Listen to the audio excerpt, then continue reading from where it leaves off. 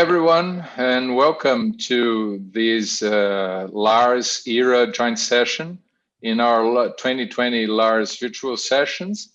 Marcio Figueiredo, Vice President of LAHRS and from University of Campinas, Brazil. And I'm very happy to welcome everyone to this session. It's going to be a great session that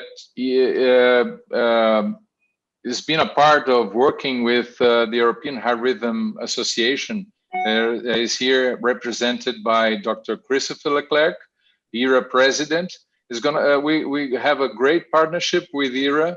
We have great work together, like these scientific sessions and documents. And especially, I'm going to call the attention to the EHRA, the ESC EHRA LAHRS exam for EP that we're going to have next year. We're planning to do it in our own native speaking language. So I think it's going to be a great opportunity for personal improvement for everyone. So I'm very pleased to have you all here. And I'd like to invite Dr. Christopher Leclerc, EHRA president, to make his appointments. Christopher? Thank you, Marcio. It's a great pleasure to share this session with you. Of course, we have a long history of friendship and partnership between the two sister society, EHRA and LAHRS. And of course, I'm a little bit sad not to be in Buenos Aires as it was expected, but we really appreciate that you invite EHRA to make a joint session during your virtual meeting. As we know, our meeting will be also virtual in next April.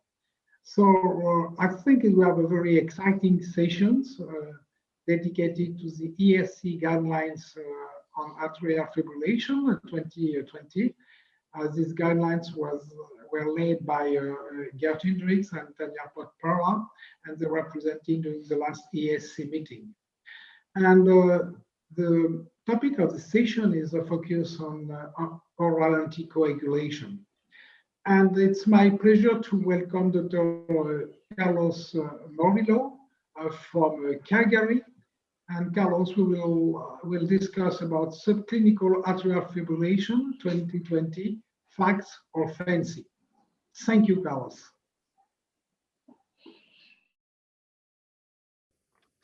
Good afternoon. I want to thank Dr. Sainz and Dr. Figueiredo for the kind invitation to participate in this joint session with the European Heart Rhythm Association. As a former president of LAHRS today, the Latin American Heart Rhythm Society, I'm very proud to see the progress and the inclusion and global recognition that our society is having today.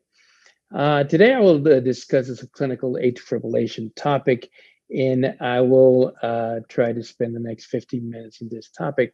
Here are my disclosures that include participating in some of the trials that I will be discussing today. These are the 4 themes that I will be talking today: screening for subclinical atrial fibrillation, which I will address as SCAF, cryptogenic stroke and ESAs, embolic stroke of unknown source. What is the general population with risk factors that is at risk, and what is the prevalence of SCAF in cardiac implantable electronic devices, such as defibrillators, pacemakers?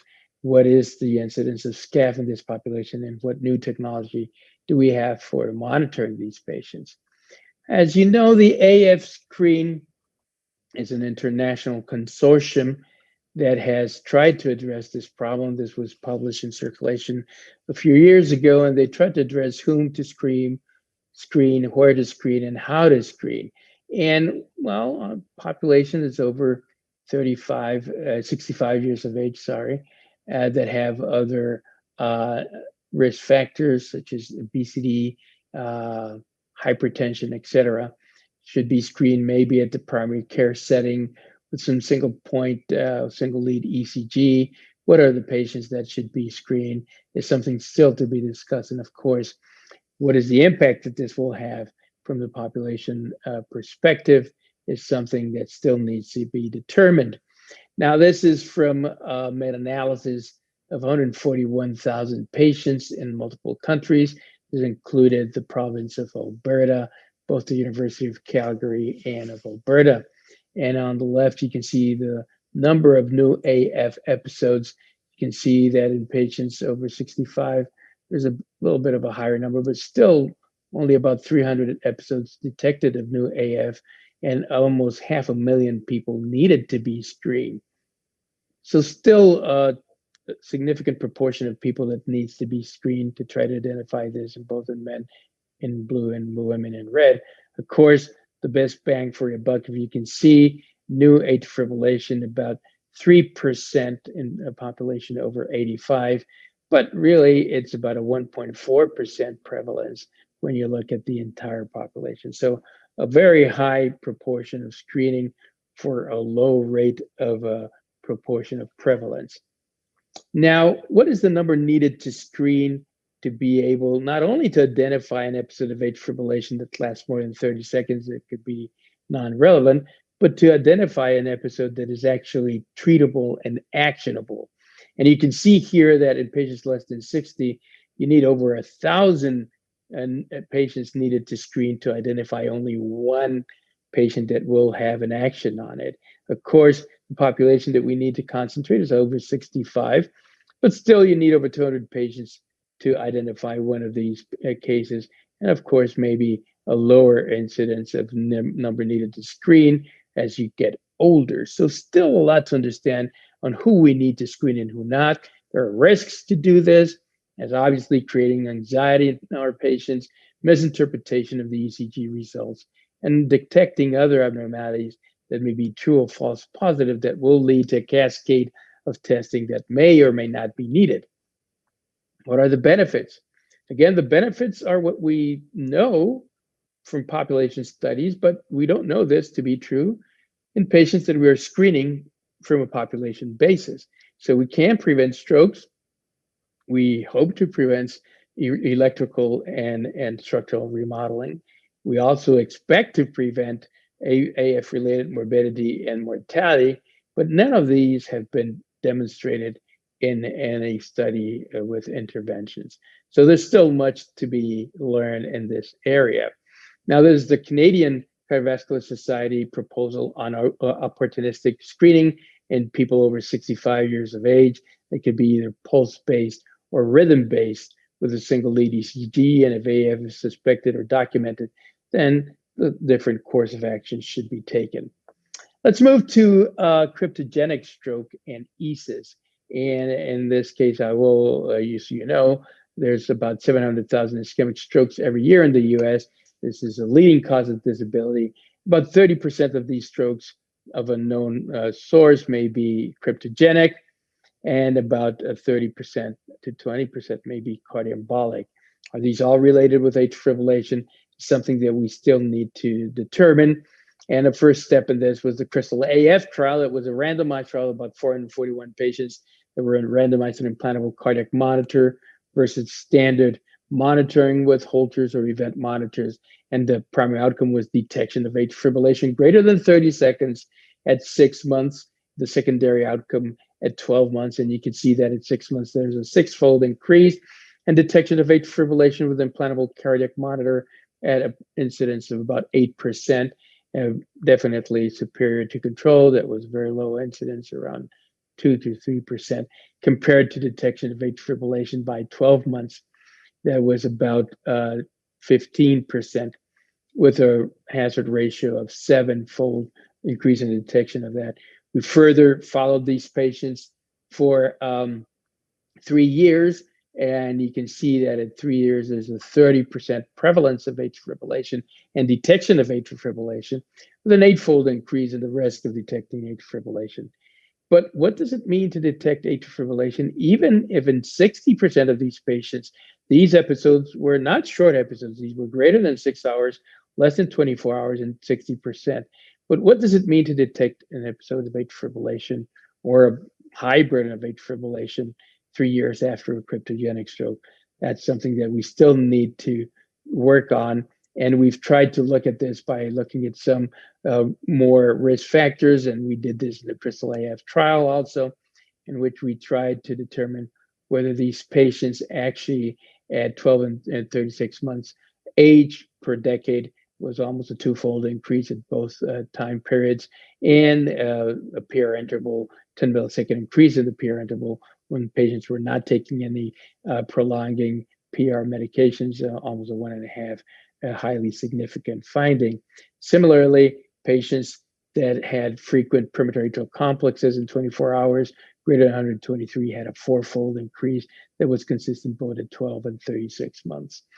Unfortunately, treating these patients with anticoagulation has not panned out as a successful strategy. As a matter of fact, there's been some more bleeding when giving either rivaroxaban, particularly, or dabigatran in these patients, with no evidence of a reduction in the primary outcome that was stroke or systemic embolism in either of these two trials. So we still need to try to fine tune which are the patients that are going to benefit of anticoagulation. And there's some sub-studies in the EMBRACE trial that showed that left atrial dimensions, maybe in volume, maybe fibrosis, but of course, MRI is not going to be something we can do in everyone. So we need to figure out maybe other ways of finding these patients and detecting them.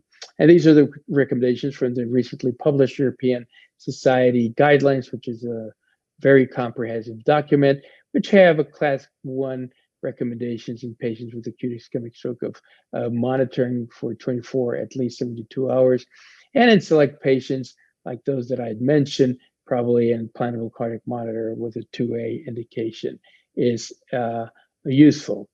Which is the population out there, general patients that are at risk of having SCAF? Now, the ASSERT-2 is a trial that was published also in Circulation from the PHRI group. Patients over 65 years of age with no evidence of atrial fibrillation that had either CHA2DS2-VASc score greater than 2, obstructive sleep apnea, or were obese, and had either a left atrial volume that was increased or some NT-proBNP that was increased also. Now, this population was almost 300 patients, and you can see that at 18 months, 35% of these patients that had no documentation, no previous history of atrial fibrillation, had documented SCAF greater than 5 minutes, but only about 3% had greater than 24 hours. All these patients need to be treated. It's still a question. And other trials like the REVEAL-AF also showed a 30% prevalence at 18 months with a small proportion of patients, about 10%, with greater than 6 hours episodes during the day, but they did not discriminate between more than 24 hours. And this review recently published by Europace, you can see the patient ASSERT-2 REVEAL, predate and other studies, and the prevalence varies from 58% at 24 months to about 35%. So a wide range depending on how you define atrial fibrillation, but mostly greater than 2 minutes and more than 6 minutes, and ages ranging between 74 and 57. Surprised to see that this population that was younger had such a high prevalence of atrial fibrillation. So further studies are needed in that population. And who do we need to treat? How do we need to treat? What do we need to treat still needs to be determined. Now let's move over to the cardiac implantable electronic device technology group. And as you know, several studies have been done, including the ASSERT, the MOST, and many other studies. In the upper panel here, this meta-analysis looks at the detection of, or the appearance of clinical atrial fibrillation during follow-up. It's almost a 6-fold increase, 5.6-fold increase to be more precise, in manifesting clinical atrial fibrillation during follow-up. And the association with stroke, pretty consistent among the different trials, and consistent with what we showed in the ASSERT, that it was about a 2.5-fold increase in the risk of having a stroke when you detected atrial fibrillation in these patients. So in summary, these patients do have a high risk of atrial fibrillation. It is a stroke rate that is over 1%, which is 1 per 100 persons per year, which is an area where most people would tend to anticoagulate. So from all these studies of clinical atrial fibrillation, seems to be probably potentially a population that we need to anticoagulate, but there's no trial that has demonstrated that. And the other thing that I want to raise attention is that in 7 of these trials, there were only 181 strokes. And of these strokes, only 54% were associated with an atrial high rate episode, or what we claim to be atrial fibrillation. But another 46% did not have these atrial high rate episodes, almost like the election in the United States, a toss of a coin. So should we be anticoagulating all these patients? This is really a small proportion of all the patients that have been monitored for a prolonged period of times. And furthermore, as we showed in this sub-study from the ASSERT trial, that at the middle line here is the day when the patients presented with stroke. On the left, a year before, in red, the number of atrial fibrillation and burden. On the right, post-stroke. And you can see that there's a very small proportion. And remember that in ASSERT, 500 patients were followed for 3 years, only 51 strokes, only 26 actually with atrial high rate episodes. So we have created this area that is of interest, but we still have significant questions on whether these patients should be anticoagulated or not. So I think that we still need to work on this area and understand that several trials have actually not shown that there's a temporal relationship between stroke and atrial fibrillation. What is the duration of atrial fibrillation that actually should bring our patients to be anticoagulated? And again, high prevalence of episodes greater than 6 minutes, almost 40%, very few, about 8% with greater than 24 hours.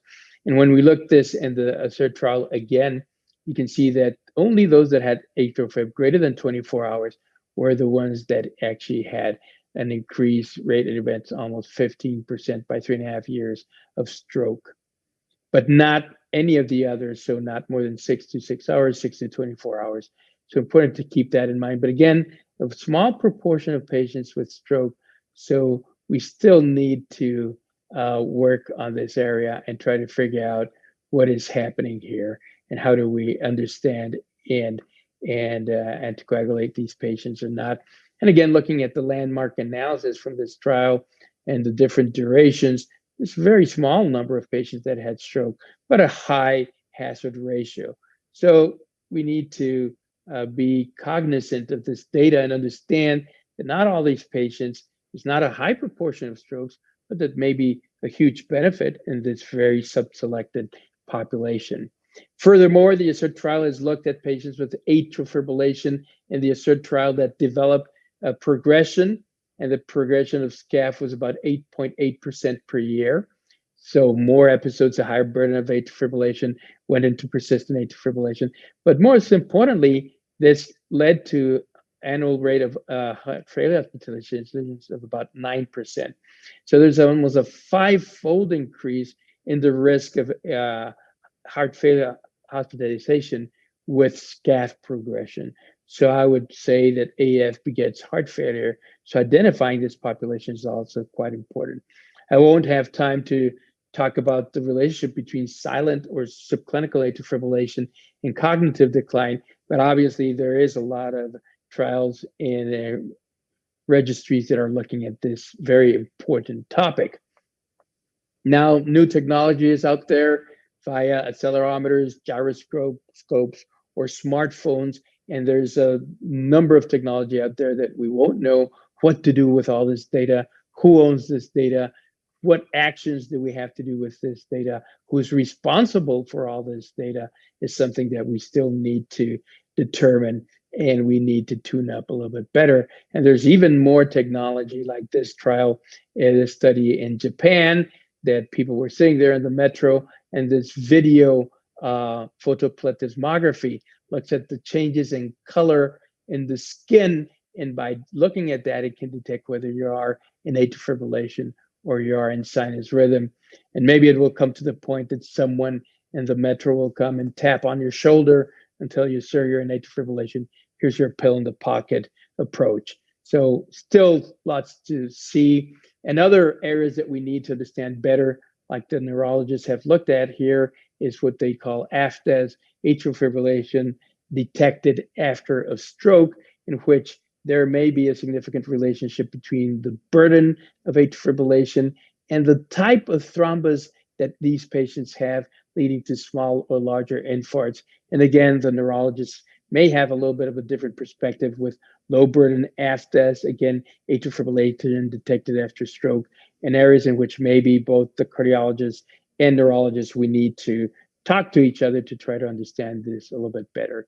So if AF is a clinical atrial fibrillation, just a risk marker, or it is a direct cause of stroke, is an area which is still in a significant development. And maybe all these risk factors that we have here, controlling them better may actually reduce SCAF and reduce the risk of stroke. So we do know that asymptomatic only subclinical atrial fibrillation, we can either screen these patients, we're still trying to determine which population. We detect this by our devices, but we still don't know if it's the burden or what the duration, maybe more than 24 hours. But again, this occurs in a low proportion of patients, and a very small group of these patients actually are the ones that carry this ratio, a hazard ratio of stroke, and again, cryptogenic stroke. So to wrap up, we are in this era in which trying to confirm atrial fibrillation is important, but we still don't know that this is really a dynamic and fluid area in which this will depend on the CHA2DS2-VASc. We don't know if this is just an innocent bystander, or we really have to document these episodes and have some actions on these. Maybe episodes longer than 24 hours are the ones that we need to target and consider for anticoagulation. But we still need to wait for our TISHA and the NOAA AFNet trials. But again, my suspicion is that these may not be positive because the population here were all AF episodes less than 24 hours. So we have to stay tuned, and we still have a lot of unanswered questions. Is atrial fibrillation a risk marker of vascular disease? There is a clear association between atrial high rate episodes and stroke, but there's no interventional trials to date, and we are waiting for this data. And despite the fact that the risk of stroke is lower in patients with known atrial fibrillation, about 1 to 1.5 less, according to the CHA2DS2-VASc score, there's no temporal relationship, or it's very weak. And we still have these other two questions of whom and how long do we screen and what else we need to do. So again, I'd like to thank the organizers for inviting me, and I'm looking forward to the discussion later at the time of our panel. Thank you very much. Hello, my name is José Luis Merino. I am working at La Paz University Hospital. I am really grateful to LAHRS and EHRA for the kind invitation to this joint session between the two societies. My task for today is to discuss with you the new recommendations in the recent ESC guidelines on atrial fibrillation about oral anticoagulation in rhythm control procedures. Rhythm control interventions are considered in the guidelines mainly cardioversion, catheterization, and surgery. Let's start with electrical cardioversion. And to do so, let me share with you this clinical case. This was a 78-year-old male with hypertension. The patient presented to the outpatient clinic with heart failure and controlled atrial fibrillation. We scheduled the patient for electrical cardioversion, and here I have several questions for you. What is the 2020 recommended strategy about oral anticoagulation, considering class 1 and class 2A in recommendations? First, about duration of oral anticoagulation prior to electrical cardioversion. Probably this is an easy question. Secondly, is T better than 3 weeks of oral anticoagulation? Maybe this has changed or not, what the guidelines says.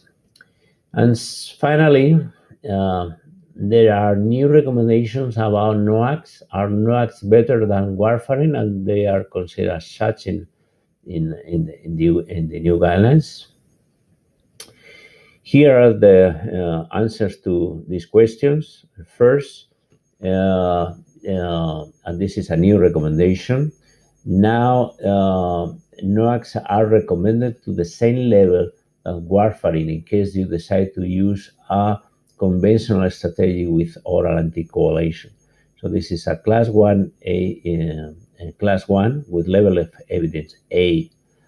The other two recommendations, the 3 weeks oral anticoagulation before cardioversion and the alternative use of TE rather than prolonged anticoagulation before cardioversion, were recommendations that were present in the previous versions of the guidelines, so they are not new.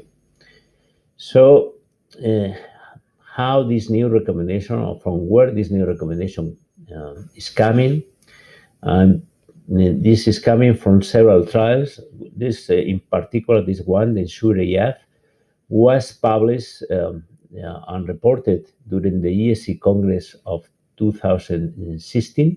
During the same Congress, both the guidelines and this trial was presented. And this trial randomized patients to undergo a conventional anticoagulation approach with enoxaparin and warfarin, or oral anticoagulation with edoxaban. Some patients follow a conventional strategy of 3 weeks of oral anticoagulation, and some patients were treated with a fast approach with TE, followed by 28 days of oral anticoagulation. So two different strategies, non-TE and TE, and randomization in the two between edoxaban and conventional anticoagulation. Here you can see the flow chart of the flow of the patients. So over 2,000 patients enrolled in the trial, and very few didn't complete the follow-up, and very few, just one, were lost at follow-up. Here you can see the results. In total, you see that numerically there were less events in the edoxaban arm compared to the conventional arm of enoxaparin followed by warfarin, and you see that these differences were not statistically significant, but numerically were lower in the edoxaban arm. Comparing the TE and non-TE stratum, the differences were similar, so no significant differences between edoxaban and conventional anticoagulation, and apparently similar between TE and non-TE. Another trial that was reported after the previous version of the guidelines was the MANATE trial. It had a similar design that the ENSURE-AF, so two arms of patients randomized to apixaban or to conventional anticoagulation with heparin followed by vitamin K antagonist. Some patients underwent imaging techniques in order to rule out the presence of left atrial thrombus, so they had cardioversion performed without this 3 weeks of oral anticoagulation. And after cardioversion, all patients had 30 days of oral anticoagulation. Here you see the results. In these particular trials, there were statistically significant differences in favor of apixaban, so less events in this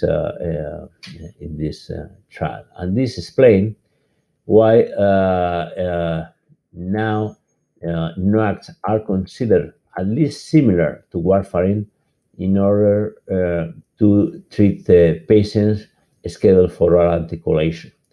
There are two answers to my questions are similar to the previous edition. So TE is an alternative to 3 weeks of oral anticoagulation, and the duration of oral anticoagulation prior to electrical cardioversion should be at least 3 weeks. Additional questions that I would like to address to you are: what is the risk of left atrial thrombus, and what to do in case of left atrial thrombus is demonstrated? Here I can show you this sub-analysis of the ENSURE trial that was published also by our group, and we studied this particular issue. You see that we found a significant number of patients, even treated with properly treated with anticoagulation, that have had a left atrial thrombus at the time of cardioversion, especially or in particular those that were older and with heart failure. What to do in these patients? The guidelines now address this topic with a new recommendation, that is whenever a thrombosis is documented in a transesophageal echocardiogram, effective anticoagulation is recommended for at least 3 weeks before a new TE and a new attempt of cardioversion. And this is considered a class 1 indication with level of evidence B. Not only are new recommendations about cardioversion, what about catheter ablation? And again, I would like to share with you a clinical case. This was a 46-year-old male with hypertension who presented with bursts of paroxysmal atrial fibrillation twice a year. Initially, he was treated with flecainide, but without success. And initially, no oral anticoagulation was used in this patient. Ablation finally was planned. And again, I have a question for you. What do you think that has changed in the new edition of the guideline? What are the new recommendations in this year, 2020? Should we use oral anticoagulation prior to ablation in this patient? And if so, for how long? In case we decide to use oral anticoagulation prior to ablation, should we use a NOAC, or there are not enough evidences that we should remain in the safe side and use warfarin? Maybe now there are enough evidences to say that, okay, the TE approach that we mostly used in the past should be kept, and all patients should undergo TE despite that they receive oral anticoagulation or not. And finally, in case we decide to use oral anticoagulation prior to ablation, should we interrupt it? Should we keep it? Or should we keep it but with some partial interruption? For example, that the 24 hours before the ablation procedure, skipping these doses. Answers. Before ablation, and these are new recommendations, are recommended that at least 3 weeks of oral anticoagulation should be used, and this is a class 1 indication. Although as an alternative, the TE approach is still valid, although with a lower level of recommendation, class 2A. Regarding whether to interrupt oral anticoagulation or not, if the patient is receiving it, what is decided now, and this was in the past in the previous version, but the recommendation has been upgraded to a class 1. So if the patient is anticoagulated, and as I said, most patients or all patients should be anticoagulated, and they should remain without interruption of anticoagulation before the procedure. And both warfarin and NOACs are placed at the same level, so you may consider using either of the two. And this is based on several trials that were published after the last edition of the guidelines. Probably the most important of them is the RECIRCUIT trial. This trial enrolled patients scheduled for ablation, and patients were randomized for oral anticoagulation with dabigatran or conventional with warfarin. And this oral anticoagulation was not interrupted for the procedure.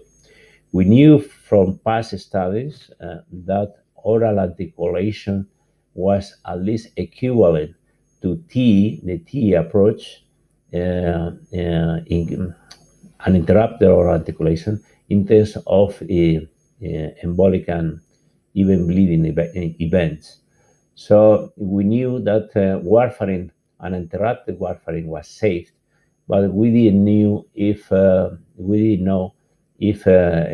uninterrupted warfarin was equivalent to uninterrupted dabigatran in patients scheduled for ablation. And this was tested in this trial, a trial that enrolled 700 patients, one-to-one randomization to warfarin and dabigatran.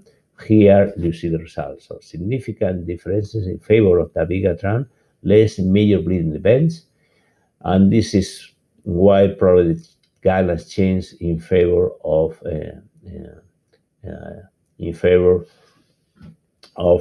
maintaining the uninterrupted anticoagulation and consider dabigatran to the same level than warfarin. You see here that differences were from the beginning seen, so at the time of ablation. Additional question that I would like to address to you is, in this particular patient, ablation went well. The patient had no recurrence and six-month follow-up, so whether you should stop or keep oral anticoagulation in this particular patient. You may say, okay, this patient has a low risk profile for embolic events, but what to do if the patient had a CHAS VAS of 2 or greater? Here, this was also considered in previous version of the guidelines, and in previous version, at least 2 months of oral anticoagulation, 8 weeks, in fact, were recommended in the previous version after ablation. What is new is that the class of recommendation has been agreed to class 1. And what is also reinforced is that the patient should be kept under anticoagulation according to the risk profile for stroke and not according to the success of the ablation procedure.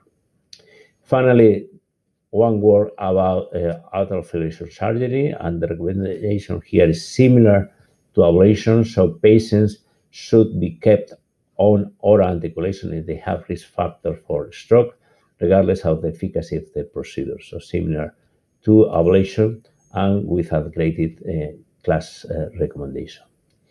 And nothing else. Thank you for attention.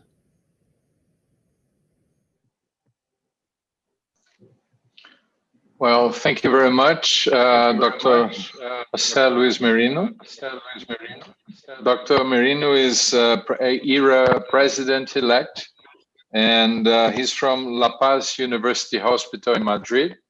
Thank you very much, José Luis. And it seems we have some technical problems with Dr. Gerd Hendricks. He's trying to connect for his live presentation, but he is not here yet. So what do you think, Christopher? Should we start with some questions, or we have Dr. Carlos Murillo and José Luis Merino here? Yeah, I think we can, yes, we can start with some discussion and we hope that Gerd will be able to fix his connection problem. For Carlos, I have a question from the attendant. I think it's a very important question because everybody heard about the Apple Watch study. And the question, of course, was, do you think that the Apple Watch could be useful in patients with a cryptogenic shock, stroke, or ASUS? Yeah, thanks. That's a great question. I think that the answer there is still to be determined. The Apple Watch can actually detect atrial fibrillation, but if it's a brief episode of 30 seconds after a stroke, we still don't know exactly what it means. You know, remember that the Respect ESAs and Navigate ESAs were negative trials. Again, they weren't detecting or looking for atrial fibrillation in those trials. Apparently, those patients had already been monitored with Holters, et cetera, and they had not detected atrial fibrillation. I did show you the data from the CRESTAL-AF, and particularly I bring your attention to the the study we published in Circulation Arrhythmias and EP, that was the 3-year follow-up, in which 30% of the patients had AFib. And these episodes were usually between 1 hour, 59% had episodes greater than 6 hours and less than 24 hours. So maybe I think that a combination, it will help patients that have had a cryptogenic stroke and we don't know if they have AFib or not. If you detect AFib with an Apple Watch, then the next step will be to do some prolonged monitoring with one of these SIO patches or something like that, and prove that you have atrial fibrillation. And then, we need to stratify even more of those patients to see, because we know that not all of these patients are going to benefit from anticoagulation. So maybe those that have an increased left atrial size, and if you have the technology in your center to identify left atrial fibrosis, maybe those are the people that we're going to target to that. So in short, yeah, I think that the wearable technology is going to be very important in these types of patients.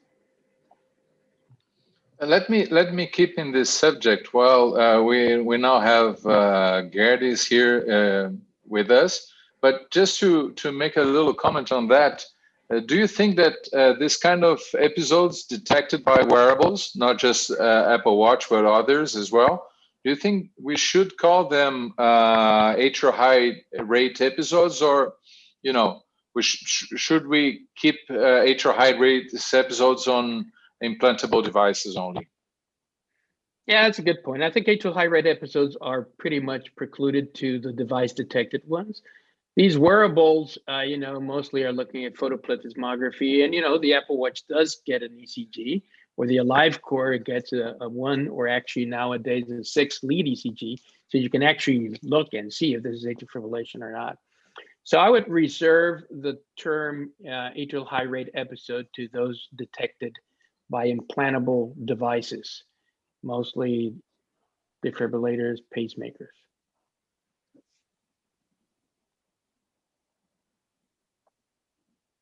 We have another question. We cannot hear you. Oh. Okay, now, yeah. We have another question about a cryptogenic stroke without atrial fibrillation detected after 3 years in patient implanted with the ILR. So if you have a patient implanted with the ILR after cryptogenic stroke, and you don't have any evidence of atrial fibrillation during the follow-up, do you think that you have to implant another one if the battery is out of use? Or so, in another way, how long do we have to follow the patient with cryptogenic shock with an IR? Yeah, that's an interesting question and a tough one, because what is the main driver and risk factor for atrial fibrillation? It doesn't matter if it's cryptogenic stroke or anything, it's just getting old. So even if, and the mean age of these, at the Crystal AF, the mean age was 62 years. The Embrace trial was 70 years. So, if you're going to start following people longer and monitoring them longer, if they are older, they have hypertension, they've already had a stroke, you're going to find atrial fib at some point. The question is that atrial fib responsible of that stroke, or is that atrial fib playing a role in cognitive deficiency and cognitive decline? Those are other questions, and we are doing a study called the Brain AF out of the Montreal Heart Institute, actually, in which they're trying to detect these patients and randomize them to rivaroxaban low dose versus aspirin. So we'll have to wait to get those answers. But I would say primarily, if you have a patient that had a cryptogenic stroke, after 3 years, the battery of the implantable loop recorder is gone. You've never documented a single episode of AFib, you don't need another one. Now, if that same patient has hypertension, sleep apnea, is obese at 75, and has a left atrial volume that is big, or it's not only detecting AFib. Remember that I showed you the data of perimeter atrial complexes. So you have a high density of perimeter atrial complexes. Maybe that population is the one that I would probably continue monitoring, not everybody. Thank you. Okay, thank you. Look, we have here Dr. Gerd Hendricks. How are you, Gerd? We can. Oh, can you hear me? Very well. Yeah. I'm so sorry. I apologize that I jump in a little bit late. It's yeah, sorry about that. It's around the globe, crazy and weird times, and I was pretty much involved in COVID in Germany, which is currently going up into the air. So apologies for that, but I'm happy that finally I made it almost on time with you, and I'm happy to share with you some thoughts about atrial fibrillation ablation. Is this the moment where I should start my presentation, Marcio? Yeah, I think so. We had time. We just started the discussion because you were not here, but yeah, I think you should. You could start sharing your screen. Yeah, okay. And you give me like 15 to 20 minutes. Is that okay? Yeah, 15 to 20. We have 30 minutes until the end of the talk. So. Oh, excellent. So until the end of the session, 13 minutes. Yeah, okay. So let me share my screen and bring it to the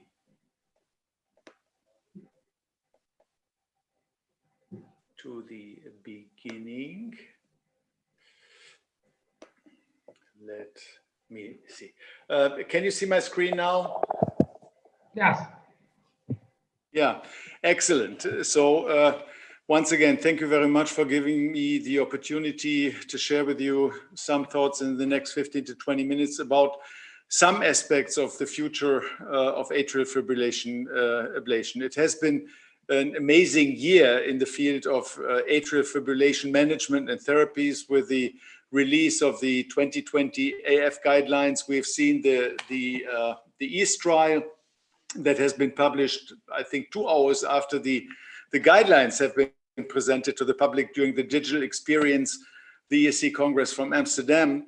And I think all of us have seen the publications in New England Journal of Medicine very recently, just 2 days ago, on cryoablation. I'm sure that Carlos has seen it, and most of you, if not all of you, as well. So the field of atrial fibrillation ablation is a very, very active one in science and also in clinical application. And I would like to go together with you through some aspects of what atrial fibrillation ablation will be in the future. The techniques, the technologies that are coming up, and also some thoughts on new modes of understanding atrial fibrillation and implementing the improvements we can take out of that into future ablation setups and therapies. The key question when you look ahead to the future, what's going to be come next in the next 10 years, is how to get ready, how to envision what's going to happen in the field of atrial fibrillation management, and how can we be prepared around the globe to meet the challenges. I mean, the guidelines have clearly announced that atrial fibrillation will continue to be endemic in the future, even more than we have seen that in the past, with a tremendous increase in the atrial fibrillation population around the globe.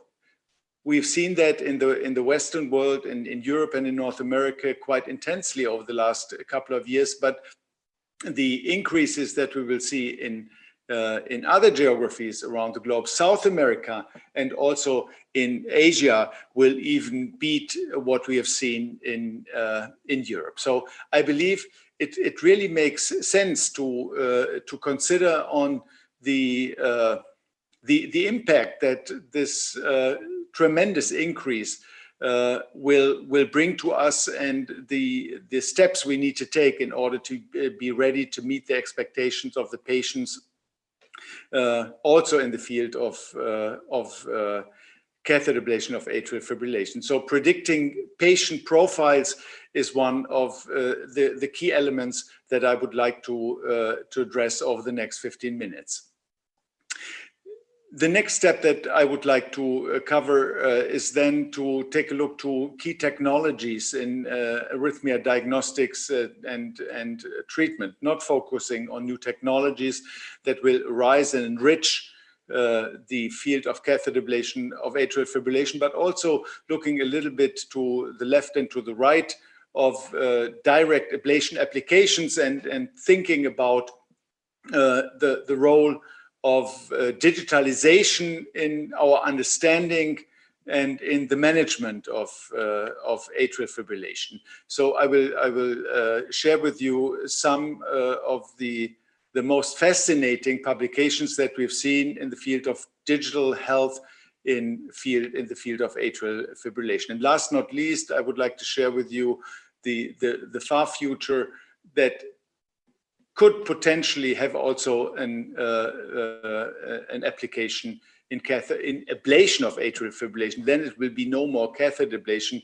We will very, very briefly visit the field of transcutaneous ablation. So I would like to start off with the key challenges that we see in the field of atrial fibrillation and talk about predicting patient profiles. This is a figure that can be presented from all major geographies around the globe. As I said before, as it shows the prevalence of atrial fibrillation in this particular case in Europe, and the increase will be huge.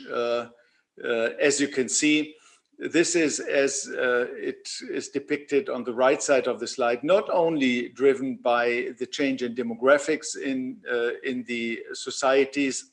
There is a side to the demographic impact that is clearly there on the prevalence of atrial fibrillation.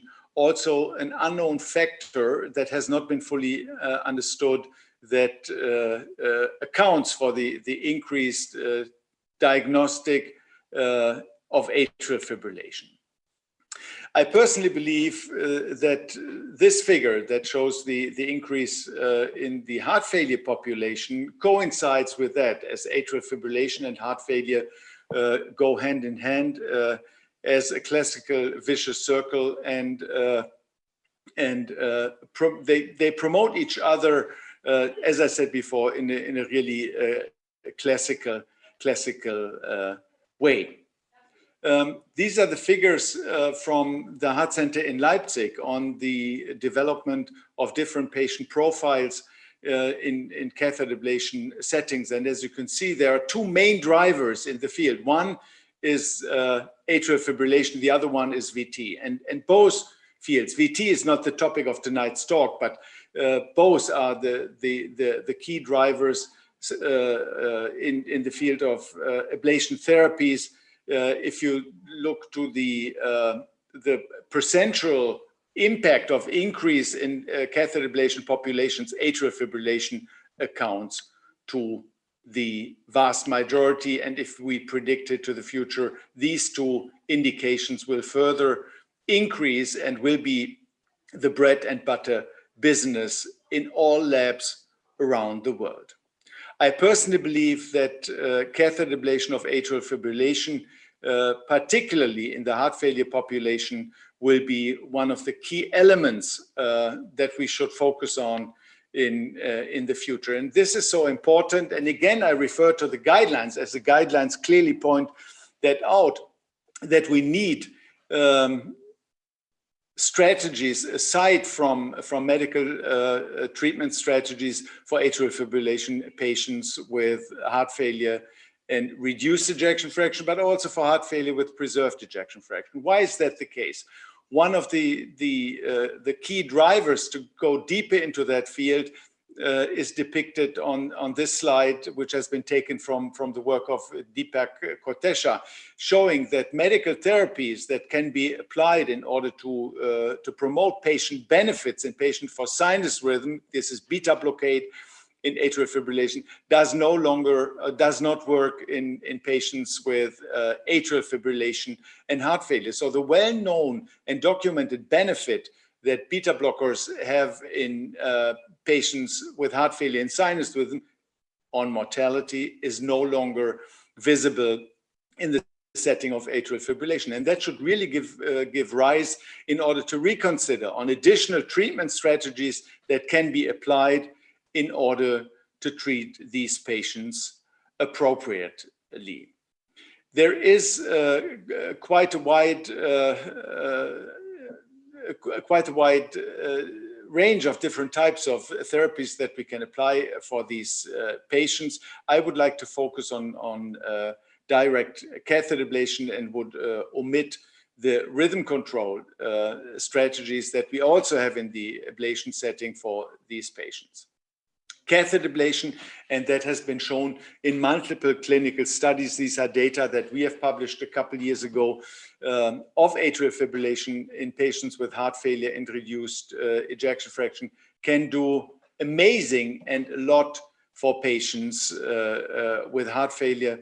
This slide depicts the development of left ventricular ejection fraction before and after catheter ablation, and it shows that particularly those patients that you can bring to sinus rhythm with very low or even no burden of atrial fibrillation dramatically profit with respect to ejection fraction. Ejection fraction is one of the key drivers of mortality in these patients, one of the key characteristics that defines the risk of dying from heart failure with reduced ejection fraction. And it's just quite simple to understand that the improvement of ejection fraction in this patient population should result not only in a tremendous increase in quality of life, but should also promote quantity of life. And if you look to these figures, they are quite in line with the first documentation of the benefits of catheter ablation of atrial fibrillation in heart failure populations,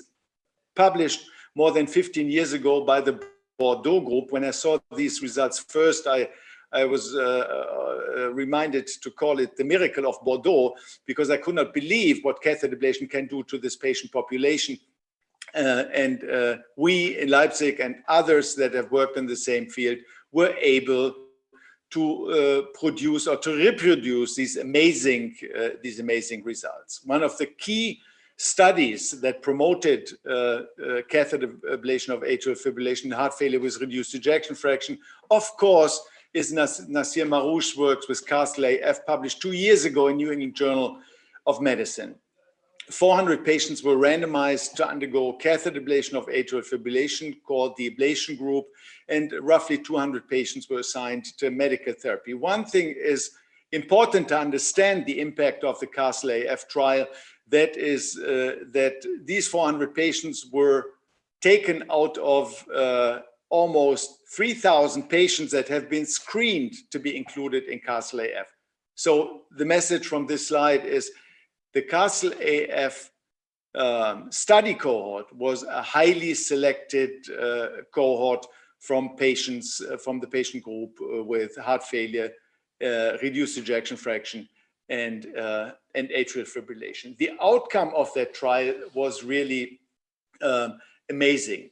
You see here the graphs for death or hospitalization for worsening of heart failure, which was the primary endpoint of the LAHRS-EHRA trial, and also under label B, the death from all cause. And it's interesting that the curves diverge after 6 months for the primary endpoint of that trial, and it takes a little bit longer, a little bit more than 2 years until we saw a diverge of the death curves for ablation and medical therapy, with a clear advantage for catheter ablation. Who profits from catheter ablation in atrial fibrillation and heart failure with reduced ejection fraction?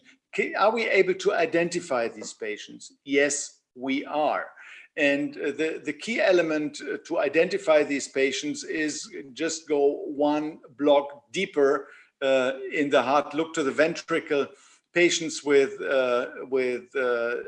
low percentage of LGE in cardiac MRIs, identify the subset of patients that profit most from catheter ablation procedures.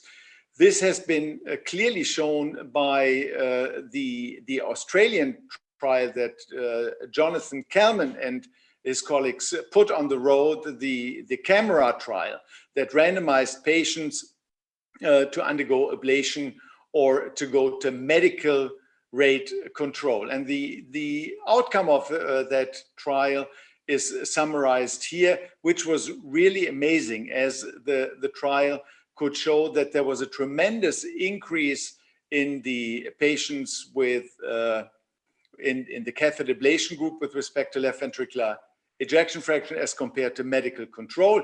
And even more important is the graph, which is under label A, showing that the benefit for patients without fibrosis on a ventricular level, the LGE negative patients, they improved substantially more in ejection fraction, plus almost 23% as compared to patients that had significant fibrosis on the ventricular level. That's important, as it shows us that we are able to identify these patients, that we can better predict the outcome of catheter ablation of atrial fibrillation in heart failure population. And the right side of the slide under panel B shows the relation between LGE and improvement in ejection fraction. And all of you know that the 2020 ESC AF guidelines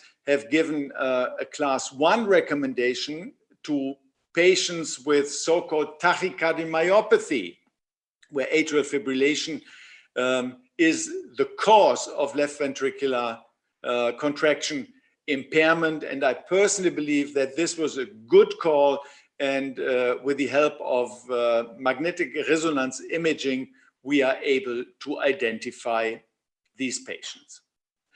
Now we step a little bit to the side from catheter ablation techniques and technologies. I will come back to that point in 2 minutes from now, 3 minutes from now, because I believe that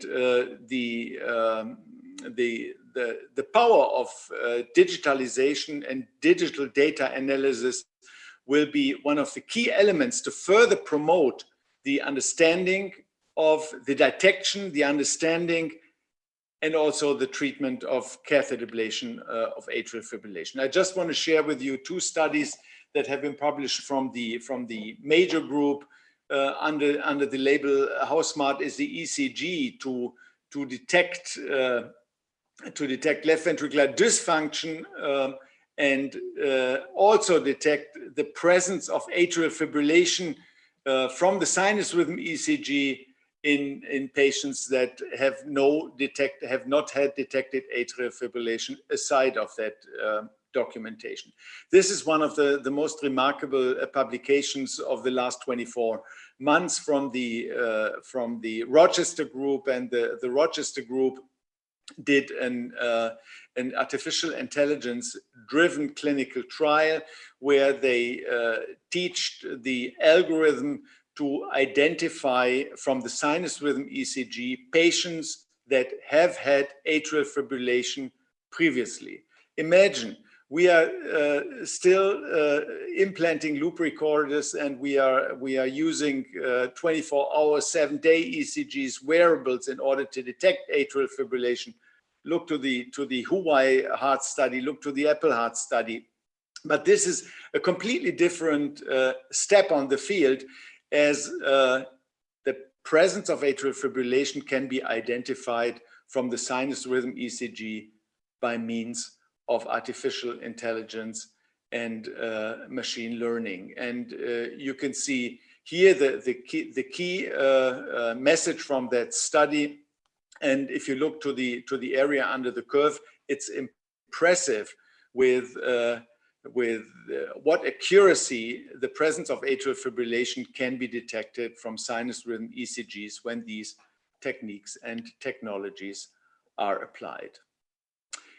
Another amazing thing in the field is the detection of abnormal left ventricular function from the sinus rhythm ECG, something that I have considered to be impossible before I got access to these publications. Please focus on the lower left of the slide on the panel C. And the most interesting part of the whole publication is the chart here under panel C, showing that patients that were screened negative for impairment of left ventricular dysfunction had a normal left ventricular function in more than 92% of the patients evaluated. Consider this analysis has been done even without data from patient history, without data from echocardiography, without any imaging. That is really fascinating and opens up a completely new window in the understanding of and treatment of patients with atrial fibrillation. What will be the key technologies that appear on the horizon for catheter ablation of atrial fibrillation? And we have seen great progress in the field over the last 2 years. We have seen new mapping and ablation catheters that allow us to understand arrhythmias and to describe the substrate in the heart with a speed and with a precision that I considered previously impossible to do. I mean, I turned 60 this year. I did my first 3D mapping studies 30 years ago. And when we did these studies, we did maps with 30 points, 35 points, 40 points. With these technologies, you can, and it took us hours to acquire these mapping points. With these technologies, we are able to generate information, detailed information about the electrophysiology and the substrate of, in this particular case, the atria in 10 to 15 minutes with 10,000, 15,000 mapping points that are automatically implemented into the data sets, and that allow us to understand even complex arrhythmias with a speed that I really considered impossible even few years ago. The most impressive step in the analysis of such maps, high density maps, is the strength of the automatic annotation algorithms. Again, I've been working with automatic annotation algorithms for almost 20 years, and 18 out of the 20 years were rather disappointing, as the annotation algorithms never were better than a well-educated electrophysiologist. However, with a new generation of algorithms, it's just remarkable with what precision and what accuracy both the substrate and the activation, even during complex arrhythmias, can be understood, and that guides us to catheter ablation procedures with automatic analysis of the mechanism of arrhythmias, and also with guidance and help what may be the smartest way to treat these arrhythmias. Needless to say, electrophysiological expertise will still play a role in the treatment of the patients, but in general, these platforms and the opportunities that can be taken from the platforms add so much to the field of interventional electrophysiology that I'm pretty sure that in the future, the widespread application of catheter ablation in such patients will be a lot easier, and we will generate a lot of patient values and a lot better results with the application of these technologies. This has been taken from the latest version of technology from electroanatomical mapping with coherence software application. Again, the same thing. you acquire thousands of mapping points randomly in the left atrium during an ongoing arrhythmia, and the algorithm exactly shows you the pathway the arrhythmia is taking, the critical isthmus within in this particular case, reentrant circuit, and guides you to application of a smart ablation strategy. Another example also taken from our coherence experience with this mapping and ablation platform. What else is new? I believe that high power short duration ablation is in the field of radiofrequency ablation, one of the technologies that will step by step further promote into the market. We have worked with the low dose high power short duration technologies with 50 watts, but also started to use 90 watts. The key improvement using these technologies is that you can get the same efficiency as compared to conventional radiofrequency ablation, at least the same efficiency, but in significantly shorter treatment times. The ablation time during such procedures goes down dramatically by 50 to 60% while preserving a good outcome. Electroporation is one of the technologies that I think everybody who's working in the field of catheter ablation is really waiting for. This has been taken from a publication in JACC 12 months ago, where Vivek Reddy, together with the Bordeaux groups, showed the effects of electroporation, direct current application to cardiac tissue in order to isolate the pulmonary veins. What is so special about electroporation? I also had to learn that because I'm old enough to recall the old days of direct current application with fulguration, which was a horrible procedure. But this type of energy application is fundamentally different because the mode of lesion induction is completely different from traditional direct current ablation, where thermal effects, barotraumatic effects played a key role.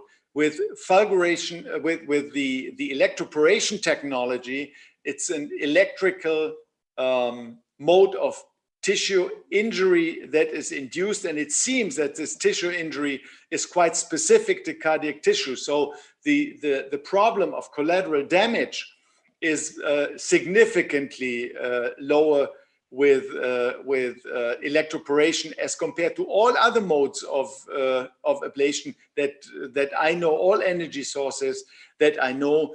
There are various technology streams that are coming up into the market from various companies in the field of electroporation. And it seems that electroporation is safe and is effective, and it's so fast. In the study that has been published by Vivek and by the Bordeaux group, I think the duration for complete isolation of all four veins was around 4 minutes. And this has also been taken from that study summarizing the early and initial results of the electroporation application for catheter ablation of atrial fibrillation. You see the outcome is really good. And even if you take off the overestimation of outcome results that we always see with new technologies due to some degree of bias that all of us are prone to, it seems that it's highly effective. And if you look to the right side, it seems that the isolation lines with electroporation are quite nicely set on an atrial level and not too deep in the pulmonary veins. Last minute of my presentation, one of the most amazing publications of the last years was the Kukulic paper from 2017, where Kukulic and the groups introduced transcutaneous ablation of ventricular tachycardia in patients with structural heart disease, 5 patients made it into the New England Journal of Medicine. And if you can make it to the New England Journal of Medicine with 5 patients, you have something really hot in your pipeline. The interesting thing around that technology is that there have been first reports now that this technology may in principle also be applicable in patients with atrial fibrillation. This has been taken from an abstract. It's not fully published. It's only a very, very small patient series where patients for good reasons with severe non-cardiac diseases and highly symptomatic atrial fibrillation were treated with stereotactic radioablation of atrial fibrillation with quite good results. Again, it's a small patient population, but it's something that I believe could have a significant future in the field of ablation therapies. So I'd like to summarize the field of catheter ablation of atrial fibrillation will further evolve in the next years to come. We are getting very interesting information from the EAST trial that early intervention in patients with atrial fibrillation by drugs or by catheter ablation are not only good to improve symptoms, but may also be good to improve outcome of these patients. And new technologies will further promote catheter ablation of atrial fibrillation to make it safer, more effective, and give more patients suffering from atrial fibrillation to benefit from catheter ablation therapies. Thank you very much for listening, and I'm happy to take your questions. Thank you so much, Gerd, for this excellent glimpse into the future. I think we all got so excited.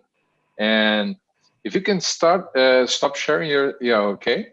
Oh, I think we can still, we got some extra time. So I think we have time for a few more questions from the panel, if you have some, or I could check here if we have some for the audience. I would be interested how the panel is judging on electroporation therapies. Jose, Carlos, what is your perspective? What's gonna happen there? Is that a key changer in the field of catheter ablation? Probably it's a game changer. I've had the opportunity of doing some of these at the experimental areas in Medtronic, and we're actually getting ready to do the first trial. So hopefully we should start randomizing our first patients in the next few months. Yeah, this really can isolate the 4 veins within 4 minutes. Wow, this is a different story. You see maybe even interventional cardiologists are going to start to do AF ablation. I fully agree with you, and I mean even in considering the huge impact high power short duration has on ablation times. If we look to the treatment times that electroporation can give to us, it's a completely new game. And aside from that, the fact that electroporation is not contact dependent. All other energy sources that are currently on the market are contact dependent.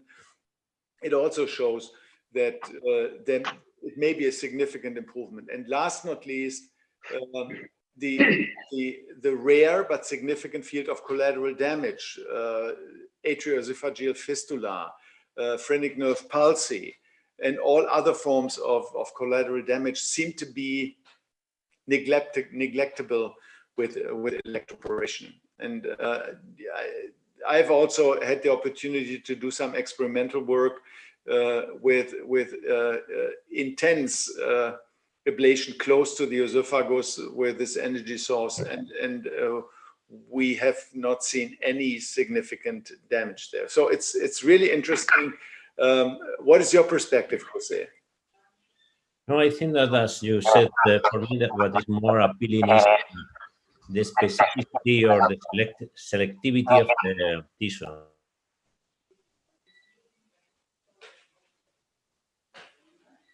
Your microphone is off, Jose.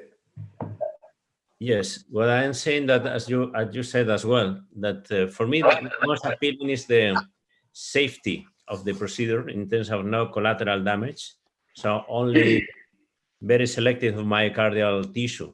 However, and this is a question for you, what about the use of the catheter?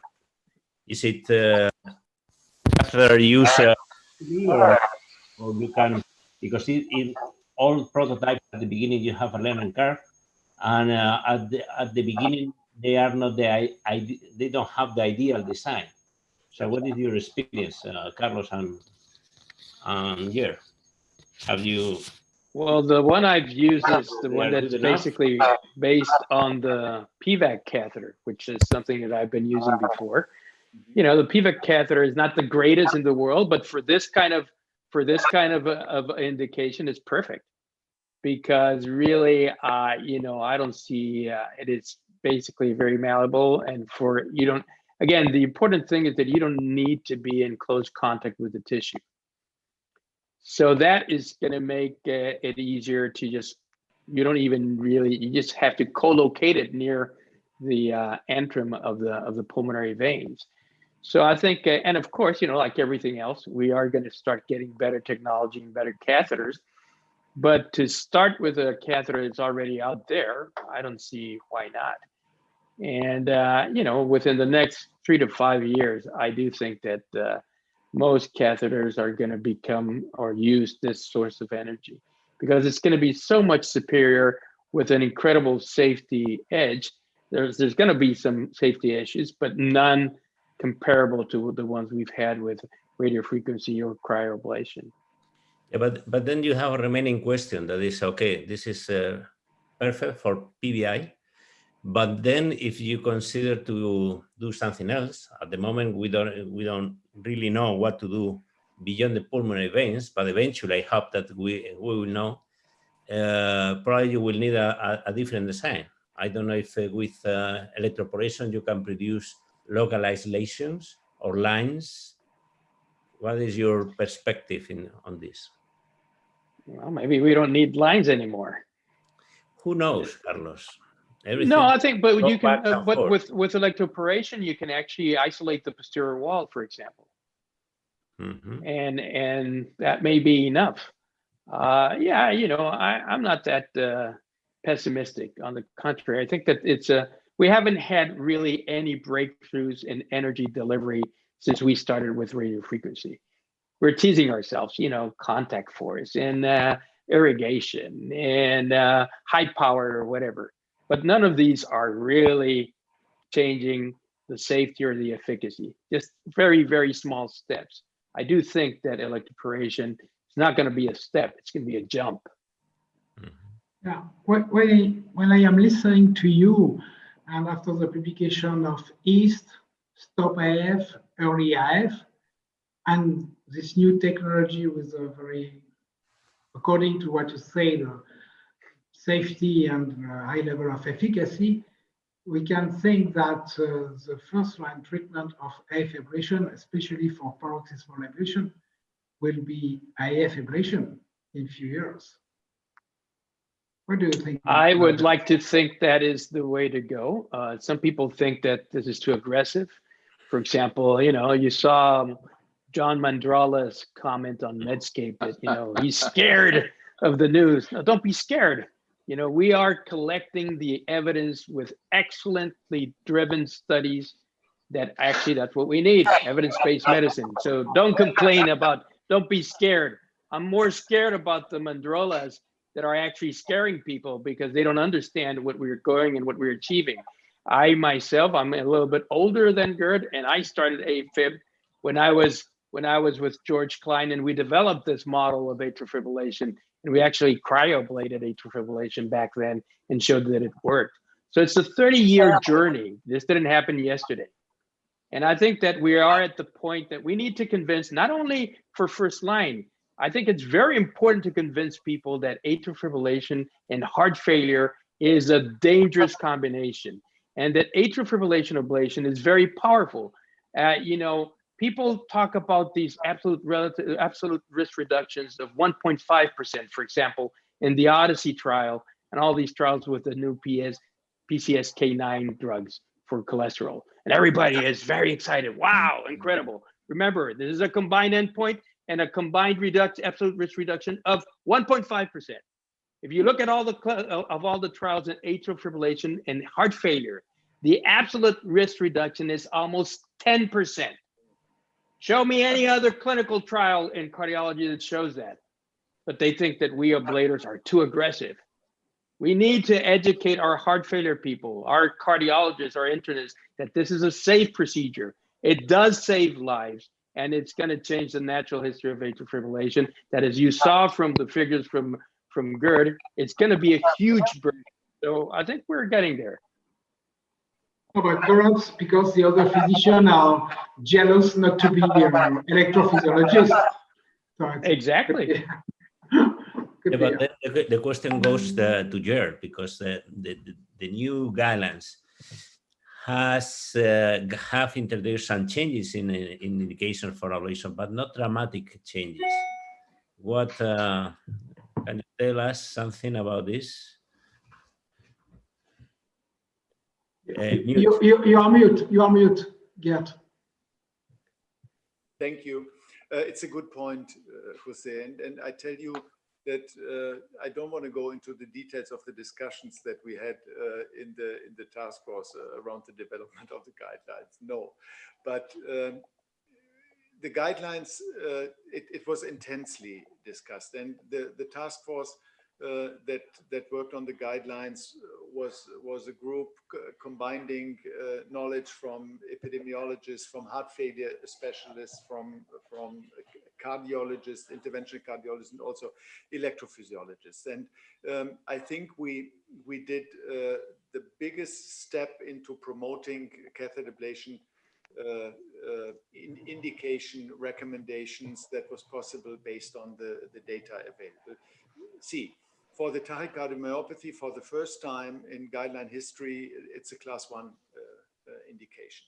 Mm-hmm. And I fully supported that, because I believe it's the best therapy that we can deliver to these patients. So that's a step forward. The second step forward was that we changed the indications for heart failure reduced ejection fraction from class 2B in the US guidelines and previous European guidelines to a 2A indication. We should not forget, and I made that point, there is a slight thought, not a call, a thought of caution, if you look to the clinical trials, that the patient populations is highly selected in these trials. That's one aspect. The other aspect is that the treatment was delivered in expert ablation sites, and generalization of the call is always a little bit difficult. If I look, for example, correct me if that's wrong, Carlos, to the United States, where 80% of AF ablations are done in centers with less than 50 procedures per year, I have my doubts whether or not atrial fibrillation and severe heart failure can be treated safely in such environments. So we went very careful into the direction of upgrading the recommendations. We have a new recommendation for first-line treatment after failure of beta blockers, that also an upgrade based on the CAPTAF trial from Carina.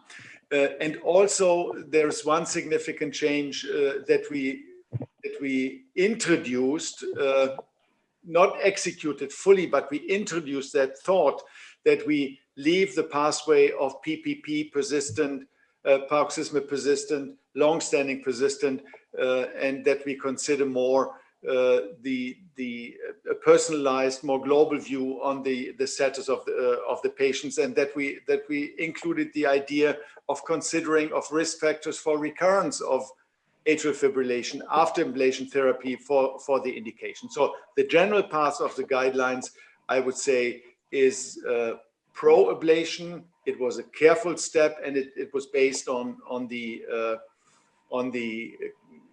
latest on the data that we had available. Now we have 3 more New England Journal papers on atrial fibrillation therapies, 2 very recently published, 1 published in summer, and we need to think about how we can put that into perspective on the guidelines. I mean, EAST brings the call whether the indication of rhythm control strategy should be based on symptoms only or on endpoints. Please remember that the randomization in EAST was done regardless of symptoms, and the benefit for the primary endpoint was there. We need to think about it. We need to discuss it intercontinentally, and to come to a conclusion, to digest these results, and to come to a conclusion whether or not we may add a viewpoint paper or something like that in the next months in order to give the perspective of these new and exciting data for the field of catheter ablation. But I fully agree with Carlos. We have to convince especially the heart failure doctors that catheter ablation is not an exotic, weird type of therapy done by some weird electrophysiologist, but that it's the mainstay of atrial fibrillation therapy in many, many instances. Hi, folks. I'm sure we could spend hours here talking, but I can see that we are out of time. I'm so sorry. I was really excited with this session. I would like to thank you all for participating on this. I would like to thank the participation of the audience as well with questions and being here with us. And before closing, I would like to invite Leclerc to close the session. But before closing, I should invite you all to join us tomorrow. We'll have more live sessions. They will start 8 a.m. Central American time. It's going to be a symposium sponsored by Medtronic, and then we'll have another scientific session in homage of Dr. Sosa. There's going to be some great talks on epicardial ablation and everything. So I hope you all be with us tomorrow for live sessions. And again, thank you all for being here. And Christopher, if you want to speak some words for us, please. Yeah, thank you, Marcio. It was a very great session. We really appreciate your invitation to have a joint session between LAHRS and EHRA. Of course, I will be very happy tomorrow to follow your congress. I was very impressed by the quality of your program.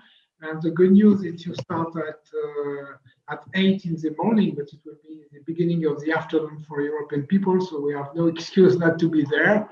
And I know that you will become the next president of LAHRS, and on behalf of the board, I wish you my best for doing that, and I hope that I'm sure we will collaborate very closely together during the next 2 years and beyond. So thank you very much for the invitation. I would like also to thank Carlos, Jose, and Gerd, because their talk was great. Of course, we have to end the discussion, but I think that we would have been able to speak during hours about these topics. And my final words will be for Gerd, because I want to congratulate him and Tatiana Podpara for the guidelines, because I think it's very comprehensive guidelines with very practical points. And these guidelines will be very useful for the general cardiologists and the eprophysiologists for the management of fibrillation. So thank you very much, and I wish you a very nice virtual LAHRS Congress. Thank you. Thank you. Thank you.